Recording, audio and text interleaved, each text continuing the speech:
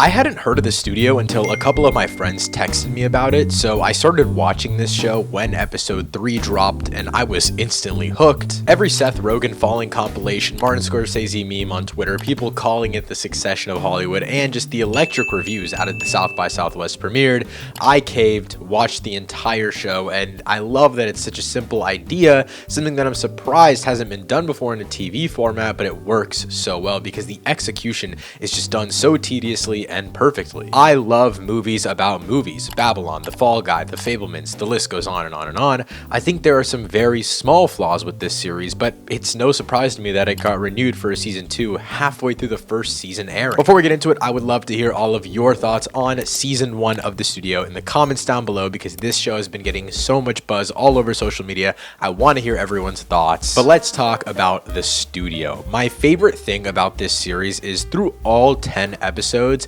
the pacing is perfected. Like, I think to a T, especially halfway through the series, you just get to this very brisk pace of 10, 30-minute episodes that pretty much all just fly by. I don't think there's a single bad episode, especially on a conceptual level, because I think everything is entertaining to a certain degree because of just the base execution of this series. I think the Oneer episode, episode 2, is probably my favorite, but it's not necessarily because it's about a one take or there's big one take sequences or anything like that. It's just the internal conflict between what Seth Rogen wants, what Matt wants as a studio head versus what is really actually good for the people on set because of the real dynamic between the two that he just doesn't really understand yet because they do just see him as the bank to an extent. And I think the least best episode, because I don't think there's a single bad episode, is The War. And I think it's just the weakest because it doesn't feel very Matt centered, which I think is the main draw of this series because he is the studio head. But they are still talking about interesting topics in that episode. That's why I still think it's super fun. I will say though, it's difficult to judge the overall scope of this series because I never watched one episode at a time. I never watched it specifically week to week. I watched the first 4 episodes together and then the next 4 episodes together, and I liked it so much that I reached out to my contact at Apple and said, I need these final 2 episodes to make this video early. So I never got the 1 week experience with this series, and I do understand how it could be a complaint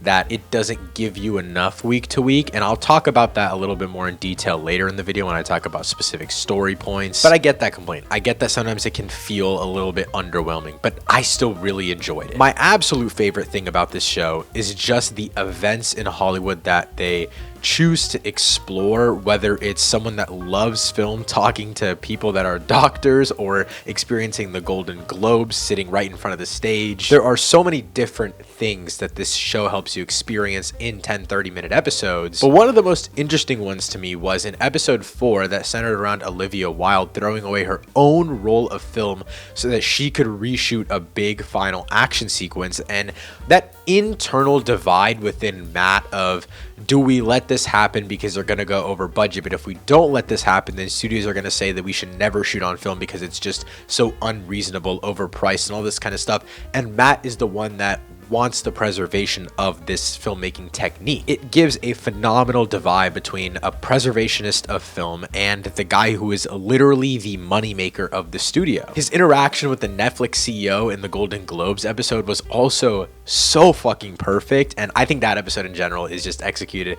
so well. Zoe Kravitz has arguably the best side role in this series, but I'll get into all the cameos in a second because there was a lot to talk about. But I firstly want to talk about this just elite core cast because obviously there are a bunch of A-list actors playing themselves, and that's just how the series is formatted, and that's why it works, and that's why it's so funny. But at its lead, you have, I'd say, 3 really main characters, but there are other actors that are more consistent than just cameos. Chase Sui Wonders, who plays Quinn, apparently she was the only person that had to audition in this series, and she is really great. Her dynamic with Ike Barinholtz, I think that's how you pronounce his name, who plays Sal Saperstein, their dynamic is really great, and I think the War episode obviously executes that really well. And I also think the War episode was done in this series just early enough to where their dynamic the rest of the season is really fun to watch unfold. But at its lead, we have Seth Rogen, obviously, who plays Matt, and I just think he is the perfect director and writer for this series.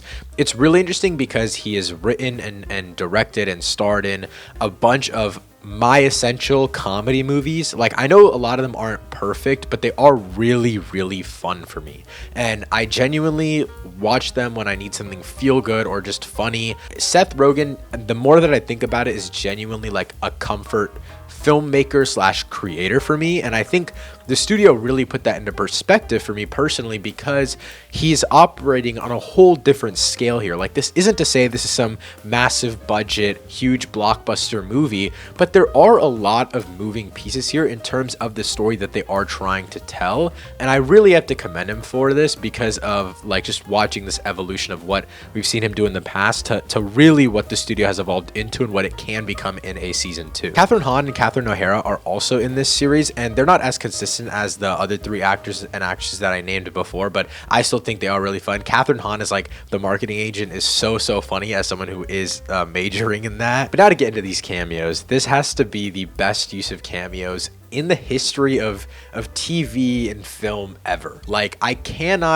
can't spend time talking about every single one. I'll list them, most of the ones off the top of my mind off, but there's just so many and they're utilized so well. I mean, we'll start from the top. Greta Lee is phenomenal. We have Charlize Theron, David Krumholtz, Paul Dano, Bryan Cranston, Anthony Mackie, Ron Howard, Zac Efron, Olivia Wilde, Parker Finn, Ice Cube, Zoe Kravitz. But the best of all, and the most telling of this entire series, is Martin Scorsese. I think Scorsese's role in this series, and obviously almost every single actor in this entire series is playing themselves. Like, obviously Bryan Cranston isn't, David Krumholtz isn't, and they're doing different versions of like real life people. But Martin Scorsese plays himself, and he is the most veteran filmmaker we have right now, still going strong, and actually has to deal with this studio fuckery that Matt sadly has to pull on him as well, because that's just the business of the game. Marty, first of all, can I say, you're the reason I'm in this business.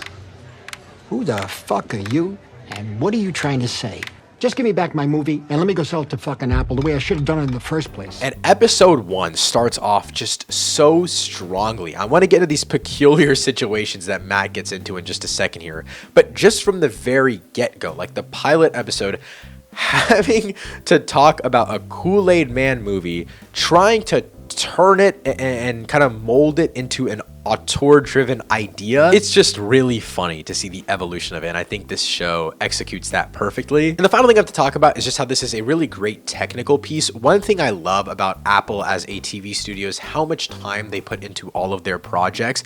I'm not saying this was easy to make by any means, but it is relatively low budget, and it's technically aiming for a lot of like one take, 4 to 5 minute sequences. And I know the wonder debate comes into play here with, is this just a style over substance technique?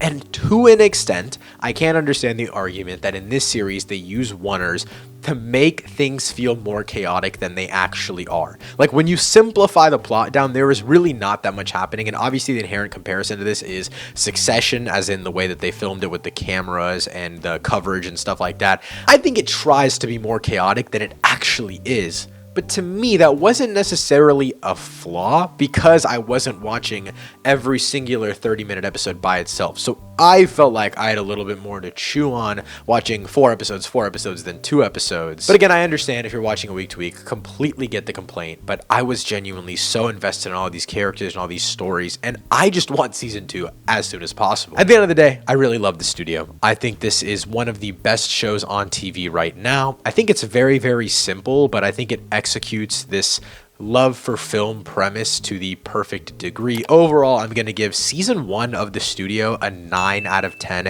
If you want to check out the studio, as always, please let me know all of your thoughts in the comments down below. Subscribe for more movie and TV show reviews and reactions. Thanks so much for watching. I'll see you next time. Peace.